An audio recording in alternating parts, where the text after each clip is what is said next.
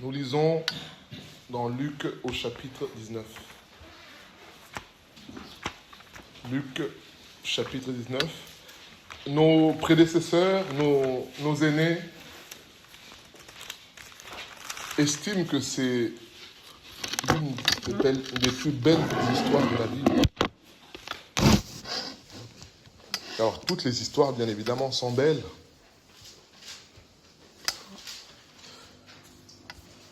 Mais celle-ci a quelque chose de particulier. Nous lisons Luc chapitre 19, à partir du premier verset. Luc 19, verset 1er. Jésus, étant entré dans Jéricho, traversait la ville. Et voici un homme riche, appelé Zachée, chef des publicains, cherchait à voir qui était Jésus. Mais il ne pouvait y parvenir à cause de la foule, car il était de petite taille. Il courut en avant et monta sur un sycomore, un arbre, pour le voir, parce qu'il devait passer par là. Lorsque Jésus fut arrivé à cet endroit, il leva les yeux et dit : Zachée, hâte-toi de descendre, car il faut que je demeure aujourd'hui dans ta maison. Zachée se hâta de descendre et le reçut avec joie. Voyant cela, tous murmuraient et disaient : il est allé loger chez un homme pécheur. Mais Zachée, se tenant devant le Seigneur, lui dit : voici, Seigneur, je donne aux pauvres la moitié de mes biens. Et si j'ai fait tort de quelque chose à quelqu'un, je lui rends le quadruple. Jésus lui dit : le salut est entré aujourd'hui dans cette maison, parce que celui-ci est aussi un fils d'Abraham. Car le Fils de l'homme est venu chercher et sauver ce qui était perdu. Alors, on dit que Zachée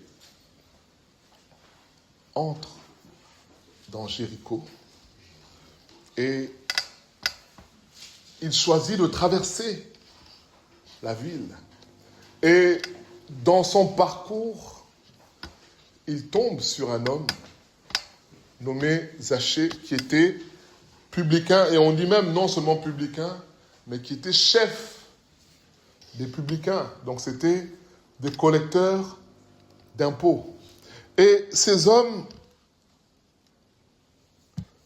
au contact de l'argent, étaient malhonnêtes, étaient injustes, prêts à tout pour s'enrichir. Et lorsque Jésus arrive à sa hauteur, Jésus lève les yeux et l'appelle par son nom. Zachée, hâte-toi de descendre. Alors, on n'a pas le temps de faire une étude biblique sur toutes les vérités, tous les détails qu'il y a dans ce texte. On n'a pas le temps pour ça. Mais par la grâce de Dieu, nous voulons partager sur notre thème. Je l'ai intitulé « La vraie rencontre ». Vous savez, dans nos vies, nous aurons à faire des rencontres. Dans nos vies, il y a un homme, philosophe, penseur. J'aime beaucoup l'expression qu'il prend. Il dit que la vie est comme un parcours dans un train. Et dans ce parcours-là, il y a des gens qui entrent. Vous savez, comme vous êtes ici, vous prenez les trains, les Parisiens, vous savez très bien ce que je dis. Il y a des gens qui entrent, il y a des gens qui sortent. Il y a des gens qui vont jusqu'au terminus. Et cet homme dit que la vie est comme un train. Il y a des gens qui entrent dans nos vies. Il y a des gens qui en sortent. Parce que, avec fracas, peut-être parce que on n'est pas d'accord, parce qu'on a eu un différend d'argent, parce qu'on ne s'entend plus, parce que, bon, hier je parlais avec un ami qui est aussi mon cousin, avec qui je parlais régulièrement, et là, ça fait bizarrement 4 ans, jour pour jour, qu'on ne s'est pas donné de nouvelles. Voilà. Et là, il y a un autre ami qui a créé un groupe WhatsApp par rapport à un deuil du père d'un ami. Et finalement, tiens, Serge. Je dis, mais ça fait 4 ans. Il me dit, oui, mais tu sais, Jean-Luc, les vicissitudes de la vie font que j'ai eu beaucoup de péripéties, beaucoup de problèmes dans ma vie. Mais vous voyez, parfois, il y a des gens qui sortent et qui reviennent dans le train. C'est comme ça. Et nous restons sur notre thématique. La vraie rencontre. Zachée décide de monter sur l'arbre. Et Jésus, en passant par là, s'arrête à la hauteur de Zachée. Et lui dit, écoute, aujourd'hui, je viens chez toi. Et bien sûr, cette décision de Jésus n'est pas vue d'un bon œil, parce qu'il y a des gens qui disent, mais comment cet homme qui prétend être juste va s'inviter chez un homme méchant, voleur?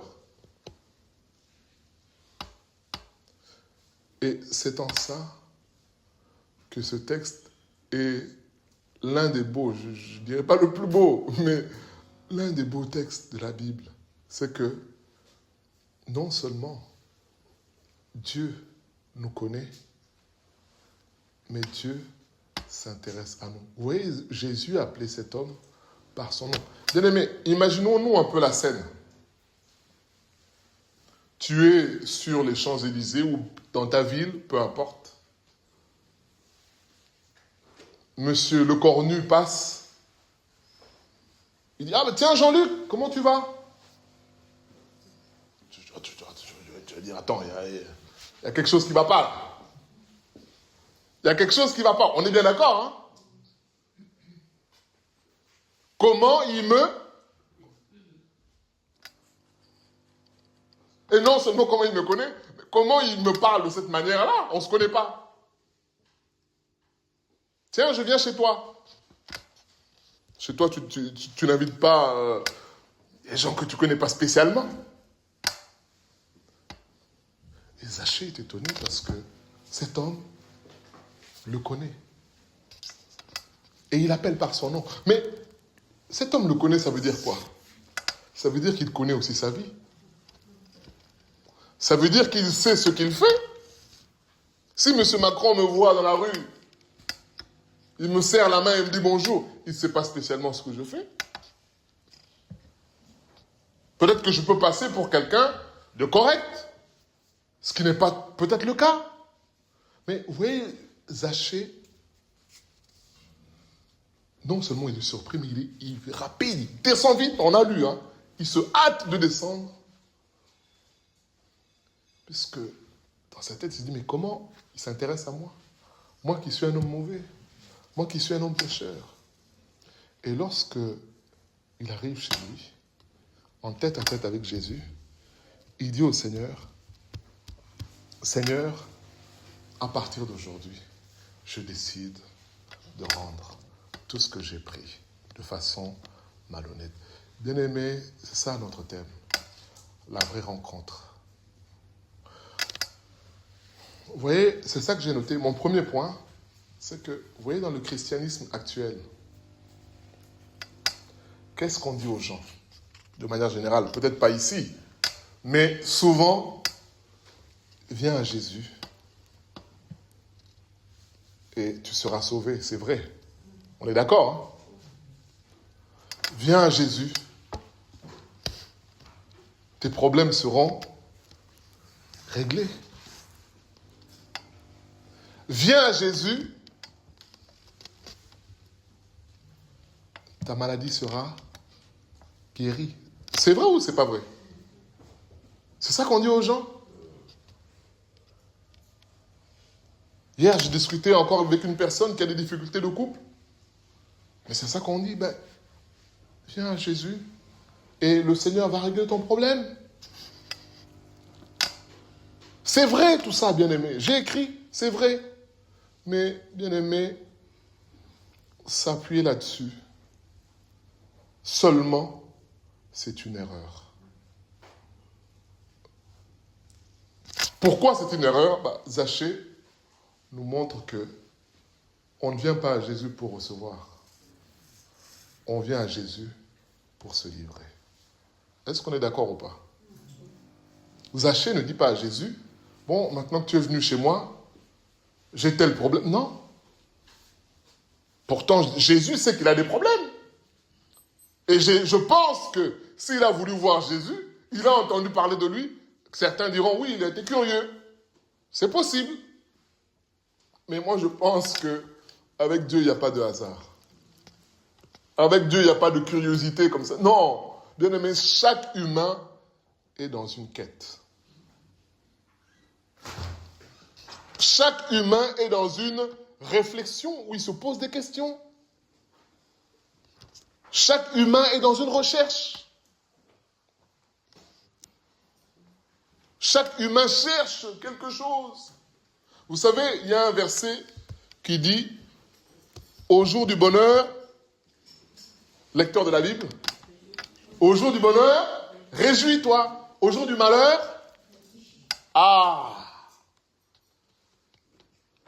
Ecclésiaste nous dit, au jour du bonheur, réjouis-toi. Au jour du malheur, réfléchis. Et le verset rajoute, puisque Dieu a fait l'un comme l'autre, pour que l'homme prenne les choses à cœur, qu'il puisse réfléchir, bien-aimé. C'est ça. C'est ça la réalité. Je parlais tout à l'heure du décès du père d'un ami. Et vous savez, ils nous ont envoyé le lien pour voir un petit peu comment ça se passait. Et je voyais ce cercueil allongé. Bien-aimé, la vie n'est rien. Quand tu vois une personne que tu as connue, forte, grande, riche, bien positionnée dans la société, et là, inanimée dans un coffre. Vous savez, ça amène tout humain à la réflexion. La première réflexion, c'est qu'est-ce qu'il y a après la mort? L'autre réflexion, c'est de se dire, ça aurait pu être moi. Bien aimé, ça arrive à tout humain. Qu'est-ce qu'il a de moins ou qu'est-ce qu'il n'a pas payé à Dieu pour être dans ce coffre-là? Qu'est-ce que moi j'ai donné de plus pour être encore en vie? C'est la grâce de Dieu. Vous voyez, bien aimé, Zachée s'est mis à réfléchir. Et lorsqu'il voit le Seigneur, il dit au Seigneur, à partir d'aujourd'hui, je décide de restituer. Bien aimé, j'insiste sur ce point-là. Le christianisme actuel, c'est viens à Jésus. Tu n'as pas d'enfants, tu auras des enfants. Viens à Jésus, tu auras un bon travail. Viens à Jésus, ton problème de logement sera réglé. Bien aimé, lisons Luc chapitre 12. Lisons. Donc notre thème c'est la vraie rencontre. Luc chapitre 12.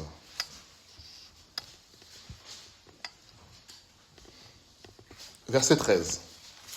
Et j'aime beaucoup parce que la version que je lis là, de ma Bible, le titre c'est Contre le matérialisme. C'est ça le titre de ma Bible. Alors, verset 13.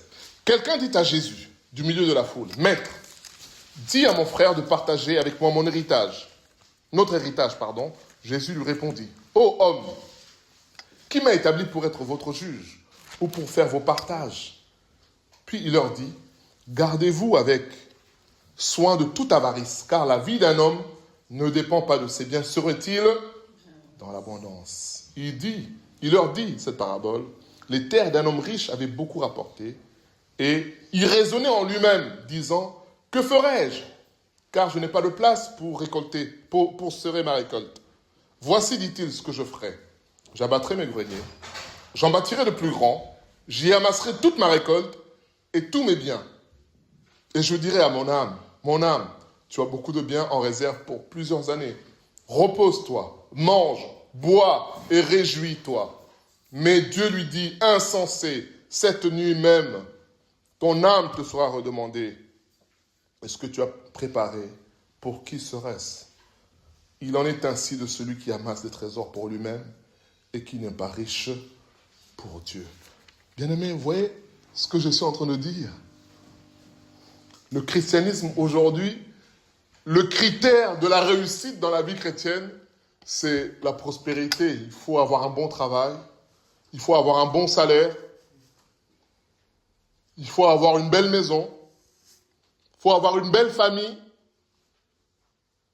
Et tout ça constitue des critères, bien aimés. Vous voyez, Jésus dit à cet homme, Jésus est dur. Hein? Vous voyez la réponse que Jésus donne à cet homme-là.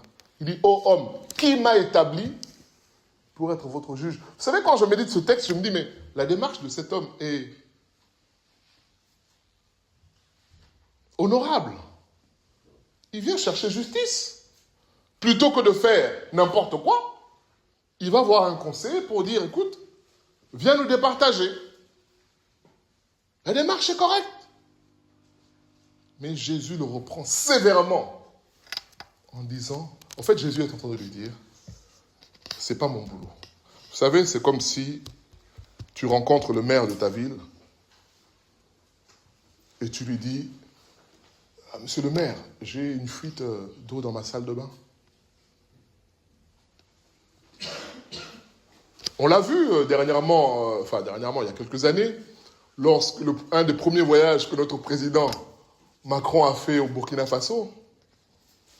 Vous vous souvenez peut-être, ceux qui suivent la politique, il était dans une salle, bon, il faisait chaud, comme ici, là, la clim ne fonctionne pas.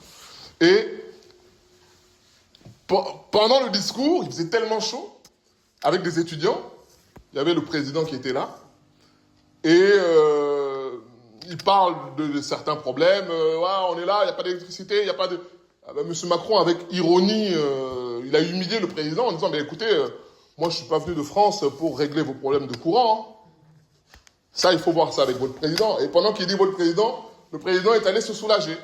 Mais les gens ont pensé, peut-être qu'il était aussi vexé, mais il est sorti de la salle puisque c'était comme une humiliation.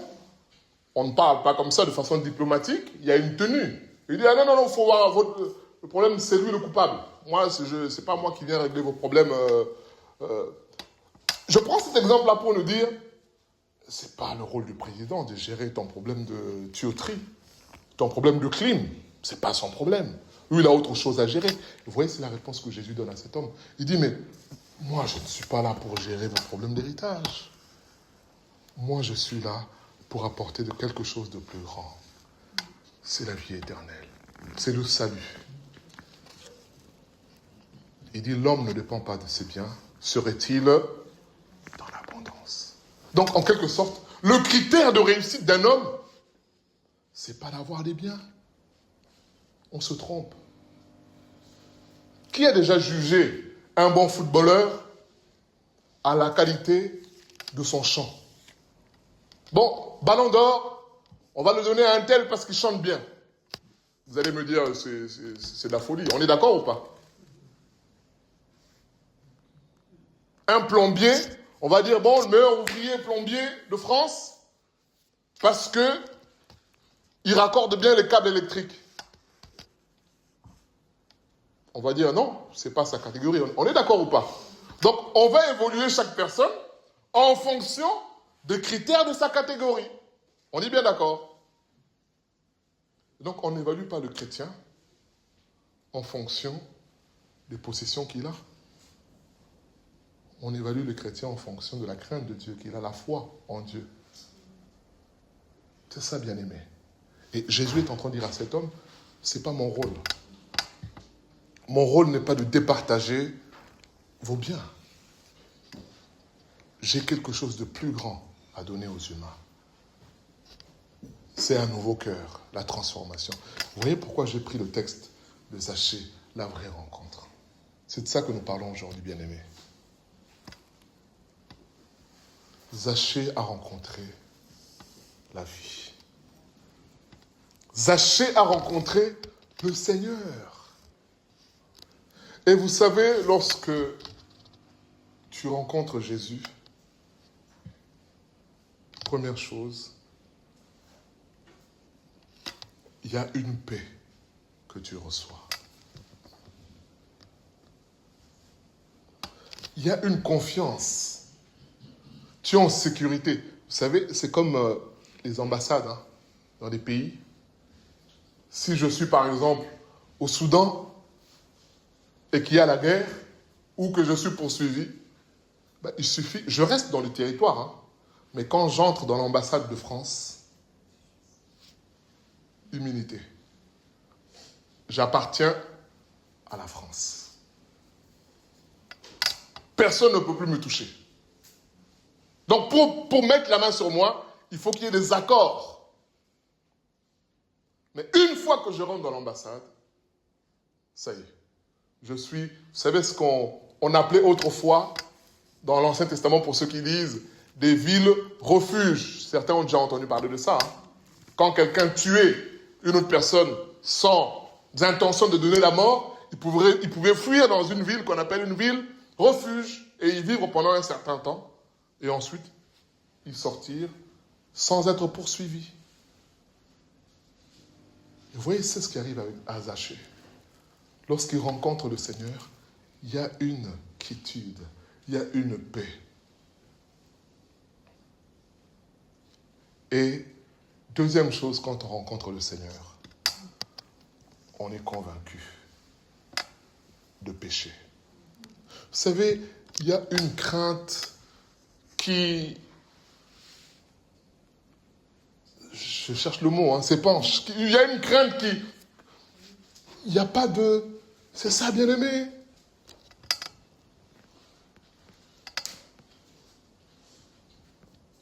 Tu reconnais ton état. Et c'est ça qui s'est passé avec cet homme. Il s'est reconnu pécheur. Bien-aimé, c'est ça le vrai évangile.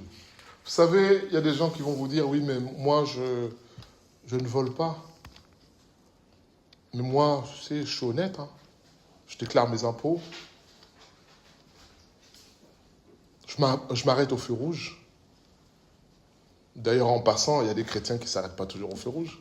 Entre nous, non, c'est pas ici. Pas ici. Ah, il y en a,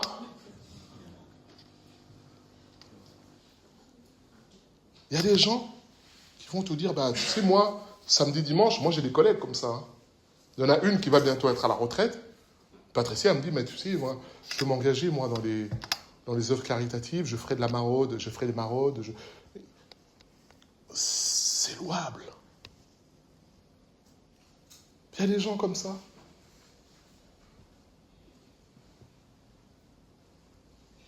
Ils estiment, et d'ailleurs, ils ont un bon cœur.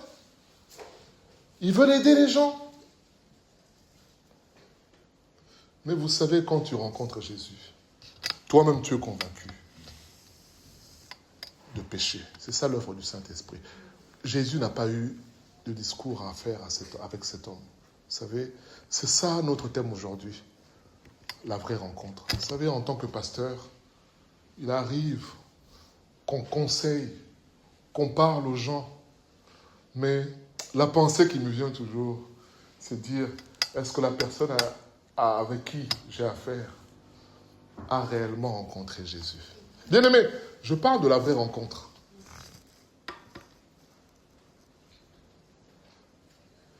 Une rencontre qui se fait seul à seul.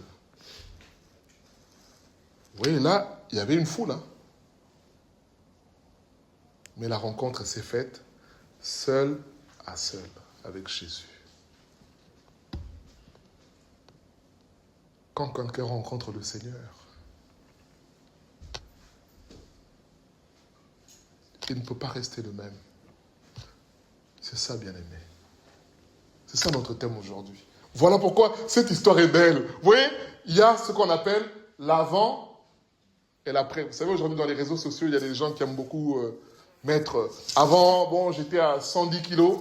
Maintenant, je suis à 70. Avant et après. Les gens aiment beaucoup ça. Surtout en ce moment, on approche la période estivale. Tout le monde est devenu coach. Mais si quelqu'un te raconte, il dit les choses, bon, Ça part de... Mais quand il te met une vidéo avant, il te met une photo avant, après, ah, là, tu dis, ah, là, lui, il peut me conseiller parce qu'il a perdu 50 kilos en 2 mois. Quand tu as une preuve, tu sais, ah, là, il y a avant et après. Mais vous voyez là, avec Zachée, il y a avant et après. Il devient un nouvel homme. Un homme transformé. Vous savez, on fait des débats. Je parle ce matin tranquillement. Pour que, peut-être que, excusez-moi si je crie, pour ceux qui sont sensibles au niveau des tympans, mais je voudrais parler posément pour que la parole pénètre dans nos cœurs. Vous savez, il y a parfois des débats qu'on a avec les gens, parce qu'en réalité, les gens n'ont pas rencontré Jésus. Vous voyez, Jésus n'a pas dit à Zachée, Zachée, tu sais, Dieu est juste. Ses yeux, Habakkuk dit, sont tellement purs qu'il ne peut regarder l'iniquité. Mais toi, ta vie, tu es un voleur. Bien-aimé, Jésus n'a pas dit tout ça à Zachée. La simple présence de Jésus a suffi pour que Zachée vienne, vous savez, se dévoiler. Vous savez, quand on était petit, enfant, tu as fait quelque chose, tu essaies de dissimuler, mais vous savez, quelquefois les parents disent, allez, Jean-Luc, viens. Allez. Parfois, il ne te dit rien. Toi-même, tu viens, tu dis, bon, j'ai... Toi-même! J'ai écouté la vidéo d'une parenthèse, un jeune qui expliquait, il disait l'éducation de nos parents africains. Il dit, il s'est mal comporté à l'école, il a été exclu 2 semaines, 15 jours. Et forcément, l'école, CPE et tout ça, ils ont appelé les parents. Alors il dit, il rentre à la maison, papa normal. Pourtant, il connaît son père, mais papa normal. 1 jour, 2 jours, 3 jours. Vous savez ce que ce jeune-là dit? Il dit, j'aurais aimé qu'ils me prennent 2 baffes. Voilà, comme ça c'est réglé. Il dit, tous les 15 jours, le père ne lui a jamais... Il dit, vous savez, ça c'est la plus grande torture. Et ceux qui se reconnaissent, ils savent que nos papas africains, parfois il fait comme s'il n'a pas vu.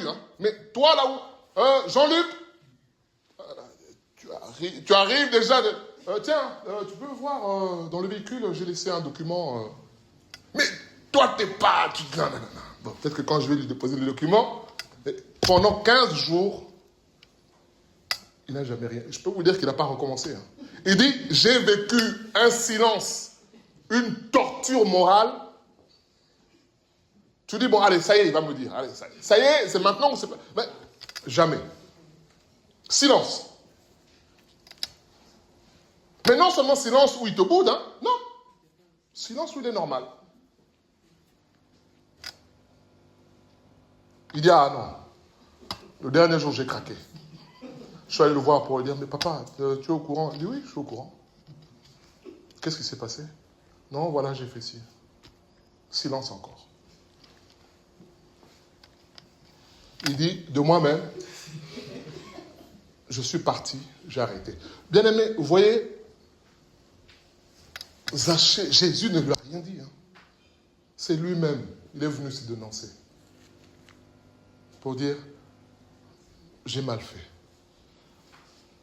C'est ça que nous voyons aujourd'hui, la vraie rencontre.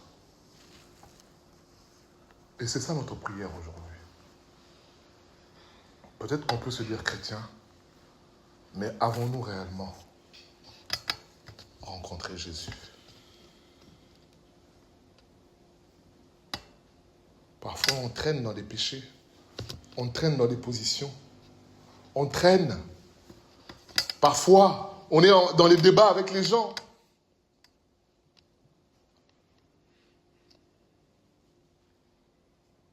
Parce qu'en réalité,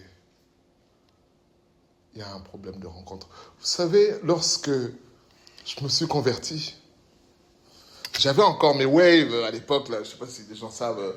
Il y en a qui rigolent là. Ils n'ont plus de cheveux aujourd'hui. J'avais à l'époque mes waves. Je mettais des frisages, tu mets des waves et tout. Et les cheveux qui ondulaient façon à la fac, quand tu arrives à la fac. Et je me suis converti. Et personne ne m'a jamais parlé. Mais un jour, je dis, ça me gêne. Ça me dérange. Donc depuis là, j'ai rasé, ça fait 20 ans en arrière. Hein. J'ai rasé comme là. Et quand j'arrive à l'assemblée, il y a une sœur qui me dit, gloire à Dieu, on a prié pour ça. T'as un problème, toi. Je prie pour mes cheveux, mais il y a d'autres sujets pour lesquels il faut prier. Mais vous savez, moi ça m'a touché. Je me suis dit, mais c'est bon. Au moins ils ont prié, ils m'ont pas parlé de ça. Peut-être que s'ils m'avaient parlé, je leur ai dit, montre-moi le verset où c'est écrit que. Mais de moi-même, je me suis dit, bon, je vais enlever. Vous savez, il y a des gens, parfois ils s'habillent, des sœurs. Ah non, mais moi je m'habille pour moi. Hein. D'accord. Bien-aimés, nous sommes sur la terre. Hein. Un petit compliment, ne pas de trop. Hein. J'aime bien tes mocassins. J'aime bien tes chaussures. J'aime bien ceci, j'aime bien cela. C'est pas de trop. Non, mais les gens, ils parlent trop. Hein. Moi, je fais des choses pour moi. Hein. Mais c'est l'argument qu'on prend toujours. Hein. En réalité, même si on le fait pour soi, bon, c'est quand même bien qu'il y ait un regard sur toi. C'est ça la réalité. Et vous voyez, quand j'ai été touché, je me suis dit, non, je vais enlever ça parce que je fais ça pour être beau gosse. En tout cas, c'est comme ça que je pensais. Hein. Pour être beau gosse, je vais enlever ça. J'en ai pas besoin.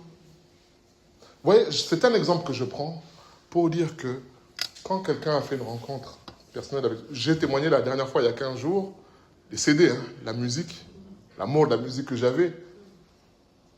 Plus on me disait, Jean-Luc, il ne faut pas écouter la musique du monde. Je disais, ok, moi, il n'y a pas de problème. Par contre, je montre le verset, moi, je suis bête et discipliné. Tu me donnes juste le verset où c'est écrit, Jean-Luc, il ne faut pas écouter la musique du monde, moi, je sais bon.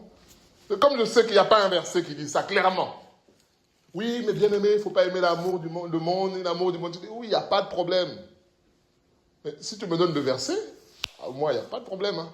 Mais au fond de moi, j'étais attaché à ça. À l'époque, R. Kelly, Boyz II Men, j'étais attaché. Jusqu'au jour où, un jour, tout seul, je me suis levé. J'ai tout jeté. C'est ça, bien-aimé, ce que nous sommes en train de dire aujourd'hui. La vraie rencontre. Vous savez, on nous raconte souvent l'histoire d'un homme qui s'appelle Pavel. Vous avez déjà entendu parler, le pasteur Moshe en parle souvent. Vous savez, j'ai suivi son histoire. Vous savez comment cet homme-là s'est converti?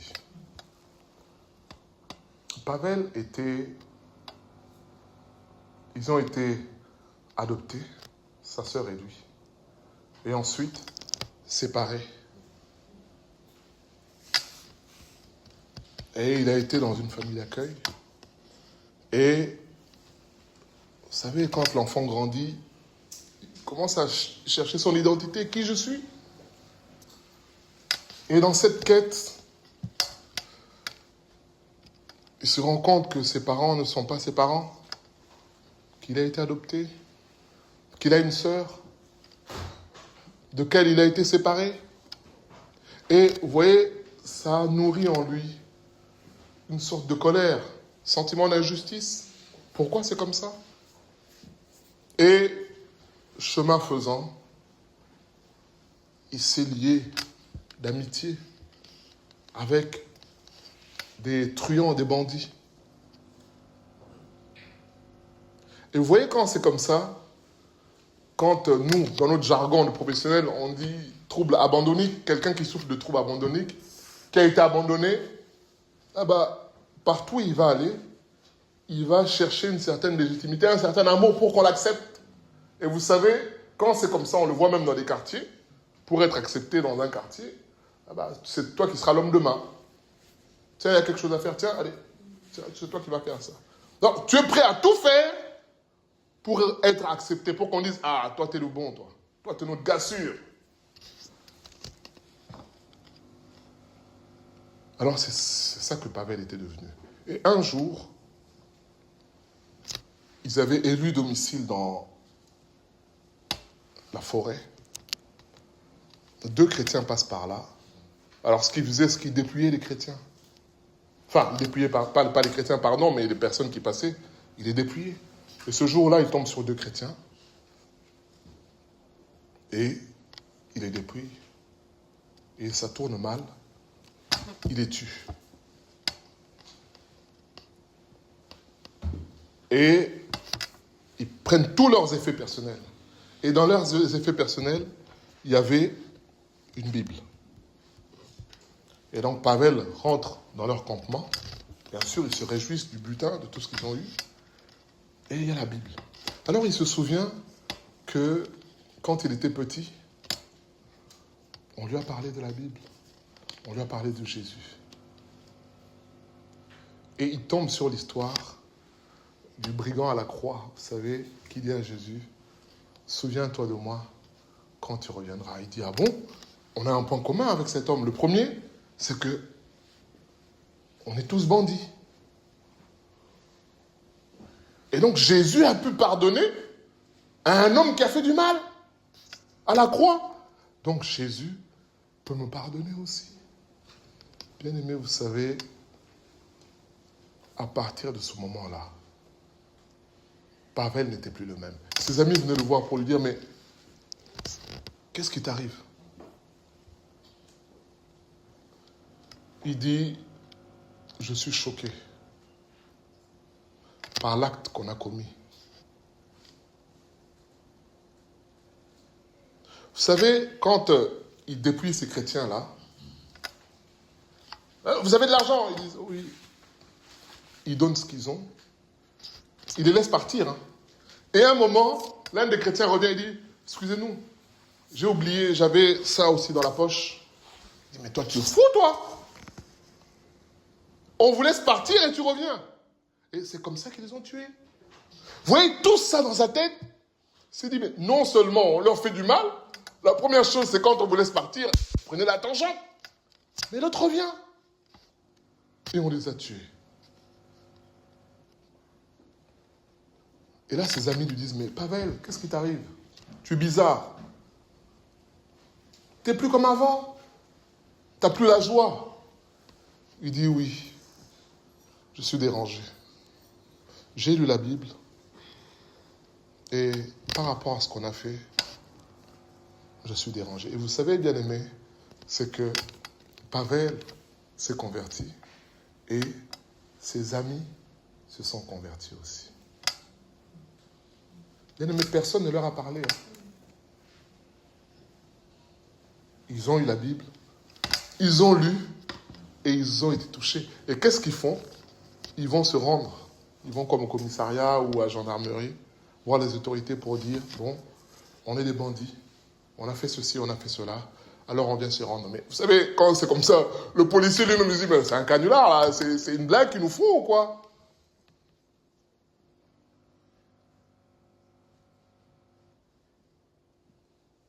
Ils disent oui parce qu'on s'est converti et on veut sortir de cette vie de clandestinité. On veut être transparent. Et vous savez que, pas l'avocat, hein, mais le juge lui-même s'est converti aussi. Il raconte l'histoire à sa femme. Vous savez, quand tu rentres à la maison, tu as besoin de déposer, hein, comme on dit en langage des psychologues. Tu as besoin de déposer. Il dit, mais je ne comprends pas. J'ai une affaire à gérer. C'est des bandits qui se sont rendus.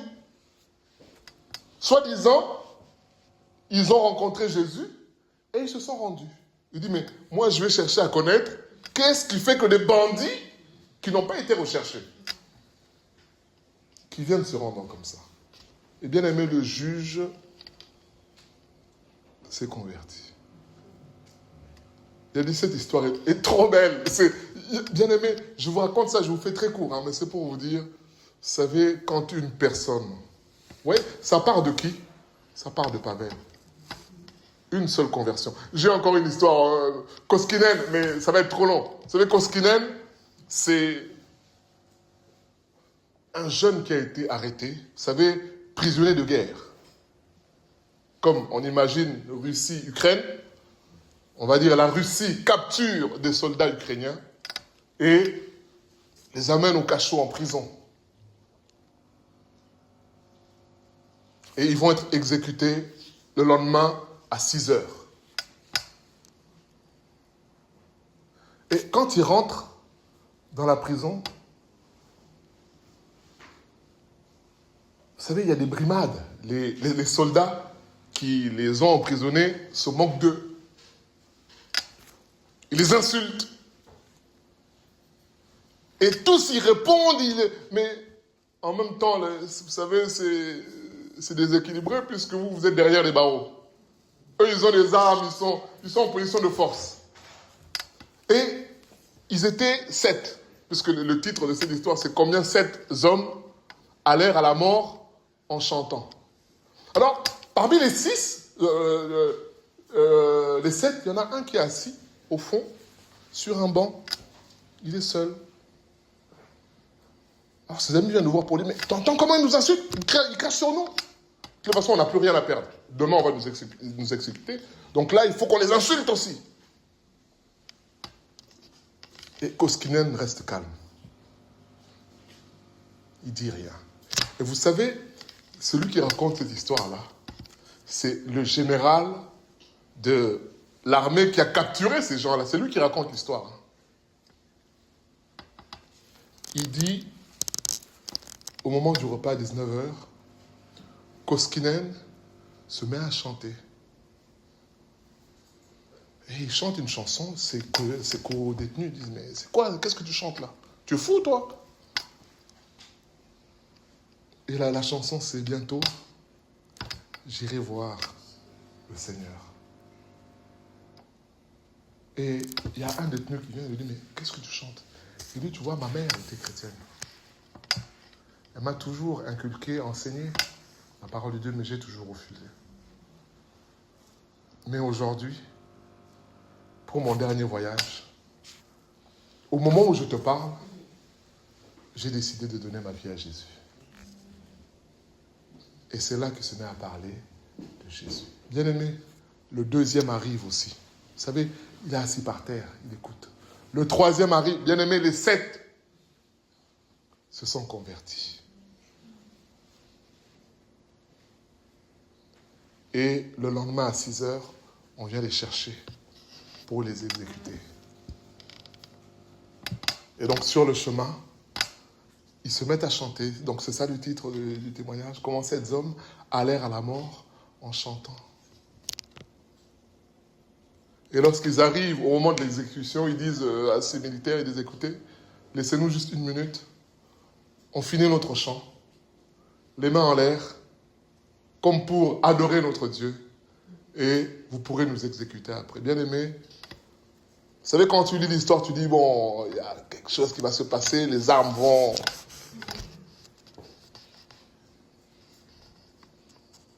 être enraillées, ça ne va pas fonctionner, mais ils ont été tués. Mais qui raconte l'histoire? C'est le général. Et c'est comme ça qu'il s'est converti. Il dit, mais comment des humains comme ça, prisonniers de guerre, à qui on a fait du mal, à cause d'un homme qui leur a parlé de Jésus, la prison est devenue, il dit, c'était un lieu sombre. Vous savez, il y a prison et prison. Hein. C'est pas de prison ici à PlayStation 5, non. Où il y a la piscine dans la prison, non. Vous savez, dans les régions soviétiques, là, en fait, la prison, il y a des barreaux, en fait, c'est comme si tu es dehors. Je ne sais pas si vous voyez ce que je suis en train de dire. En fait, il y a juste les barreaux qui te séparent de l'extérieur. Donc, quand il fait moins 30, il n'y a pas de chauffage. Hein. Le général dit, c'était ce type de prison-là. Et quand ils ont chanté, en fait, ils ont veillé toute la nuit. Ils ont chanté. Ils ont partagé la parole avec Koskinen. À 6 heures, ils sont partis. Ils ont été exécutés. Et le général a été touché pour dire, mais c'est le général qui raconte maintenant, puisque Koskinen n'est pas là pour raconter les témoignages. C'est le général qui raconte cette histoire-là. Il s'est converti. Bien aimé, c'est ça notre thème aujourd'hui. La vraie rencontre. Quand on rencontre le Seigneur, on n'est plus la même personne. Quelque chose change. Vous savez, dans Jean 9, il y a eu un débat. Lecteur de la Bible, vous vous rappelez ou pas Jean 9? Quel était le débat dans Jean 9? On parle de qui dans Jean 9? On parle de l'homme aveugle de naissance. Vous vous souvenez ou pas? Et quand il a recouvré la vue, le débat c'était quoi? C'est lui ou ce n'est pas lui? Jean dit non, c'est pas lui. Il lui ressemble. Alors les gens sont allés voir les parents pour dire est-ce que vous reconnaissez là, c'est votre fils? Vous savez, les parents ont été diplomatiques. Hein. Ils ont été... ils ont fait de la politique. Puisque s'ils disent oui, c'est notre enfant, c'est écrit, hein, c'est pas moi qui dis. Ils craignaient quoi? D'être chassés de la synagogue. Alors ils disent c'est votre enfant? Qui? Oui. Posez-lui la question. Il est assez grand. Hein. Vous venez nous voir, il est majeur. Il a le droit de vote. Allez-y. On dit, il craignait, s'il disait, ah oui, c'est notre enfant, allez, vous et lui, allez, tous chassés. Et quand ils vont voir le jeune homme pour dire, mais c'est toi ou c'est moi quoi? C'est toi qui étais aveugle ou c'est... Il dit, mais je vous ai déjà dit plusieurs fois. Donc, vous voulez aussi vous convertir et dire quoi? Toi, tu es né tout entier dans le péché et tu oses. Mais le jeune homme dit, moi je sais une chose, c'est qu'avant j'étais aveugle, maintenant je ne le suis pas. Jean 9, 31, il dit, Dieu n'exauce pas. Vous vous dites que celui qui m'a guéri est un pécheur, mais entre vous et lui, vous, est-ce que vous avez prié pour moi pour que je voie? Mais lui, il a prié. Donc Dieu n'exauce pas les pécheurs. Donc, à vous-même de décider. Bien aimé, l'homme a prêché, hein. C'est ça que nous sommes en train de dire là. Quand quelqu'un a rencontré le Seigneur, il est transformé. C'est ça. Je veux m'arrêter là. Je veux m'arrêter là, bien aimé. Méditons, nous tous. Il y a des choses qui traînent dans nos vies. Zachée a été radical. Tout de suite, il a dit à Jésus, à partir d'aujourd'hui, c'est maintenant, je veux changer de vie. Méditons, bien-aimés, dans nos vies. Il y a des décisions que nous devons prendre. Il y a des positions que Dieu attend de nous. Il y a le pardon que nous devons libérer. Il y a des choses que nous devons mettre au clair avec Dieu. Des choses qu'on cache peut-être. Personne ne sait. Enfin, c'est ce qu'on pense. Puisque Dieu est au courant. Et puisque si Dieu est au courant, il peut le révéler par son esprit. Alors l'exhortation aujourd'hui, c'est si tu as réellement rencontré le Seigneur, tu ne vas pas attendre. J'ai jamais vu quelqu'un qui est malade, qui est devant le médecin, qui dit au docteur, bon docteur, je reviendrai demain. Ah non, quand tu es devant le docteur, c'est là que tu dis tout. Parfois même, tu rajoutes même des choses. Ah là, ce matin, là, j'ai pas compris, là.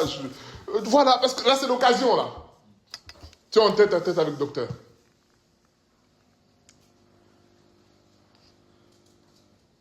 Et là, Zachée avait une occasion en or. Vous savez, c'est ce que j'ai dit en introduction. Il y a des rencontres et des rencontres. Telles que nous sommes là, il y a des rencontres qu'on a faites qui nous ont donné, qui ont donné à notre vie une nouvelle orientation. Tu as discuté avec quelqu'un, il dit, mais pourquoi tu veux pas pourquoi tu postules pas là?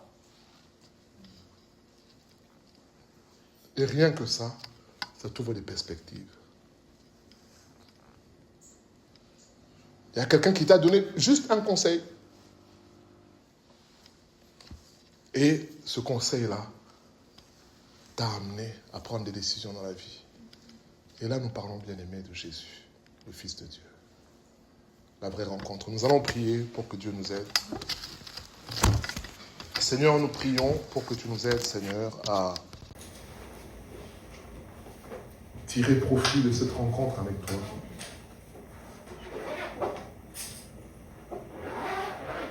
Seigneur, comme ce chant dit, quand Jésus remplit un cœur, ce cœur déborde de bonheur. Nous venons de chanter notre dernier chant, quel jour de gloire.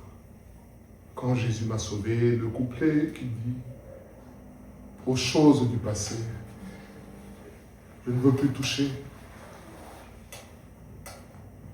Seigneur, le passé, ce n'est pas seulement hier ou avant-hier. Le passé, c'est même encore ce matin. Le passé, c'est même encore il y a 1 heure. Seigneur, nous prions pour que tu nous délivres. Au nom de Jésus-Christ. N'est-il pas écrit dans 2 Corinthiens 5, 17 que si quelqu'un est en Christ, il est une nouvelle créature. Et cela n'est possible qu'avec une vraie rencontre. Seigneur, nous prions pour que tu nous fasses grâce aujourd'hui. Merci pour ton esprit. Pardonne-nous pour notre résistance, Seigneur. Tu vois l'orgueil qui est en nous. Tu vois, Seigneur, nos cœurs qui sont lents à comprendre, comme il est écrit les Écritures, qui refusent même quelquefois. Pardonne-nous pour les fois où nous cherchons même à contredire la Bible en pensant nous avoir raison. Seigneur, Zachée, il a suffi qu'il soit dans ta présence pour reconnaître son état. Seigneur, nous prions pour que tu nous fasses grâce aujourd'hui. Au nom de Jésus. Amen.